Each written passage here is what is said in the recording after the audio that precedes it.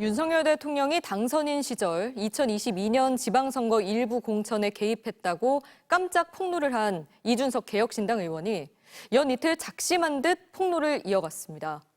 윤 대통령이 시장 공천에 개입했다는 이야기를 포항시장 공천 과정에서 김건희 여사를 만났다고 더 구체적으로 공개한 겁니다.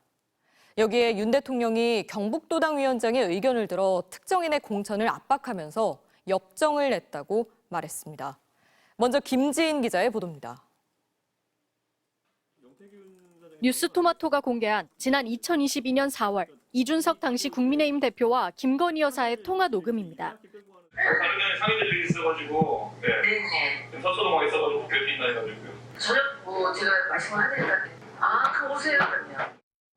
해외 출장 귀국길에 윤석열 대통령이 국민의힘 지방선거 공천에 개입했다며 깜짝 폭로를 한 개혁신당 이준석 의원이 간담회를 자청해 작심 폭로를 이어갔습니다.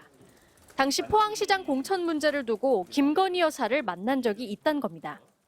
특정 인사가 김건희 여사가 가깝다는 이유로 지금 포항 바닥에 본인이 공천받을 것이라고 하고 다닌다 이런 그런 정보가 들어와가지고 한 예비 후보가 김건희 여사와 가깝다는 이유로 공천을 받을 것처럼 말하고 다녀 사실인지 확인하려 김 여사를 만났다고 말했습니다.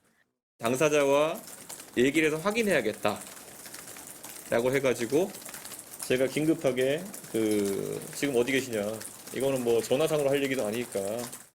다만 김 여사와의 구체적인 대화는 공개하지 않았습니다. 포항시장 공천 과정에선 윤 대통령 또한 개입했다고 주장했습니다.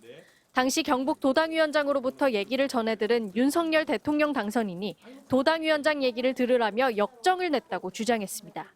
대통령 당선이 저한테 이러이렇게 해가지고 역정을 내면서 얘기하는 상황은 저는 굉장히 이례적이고.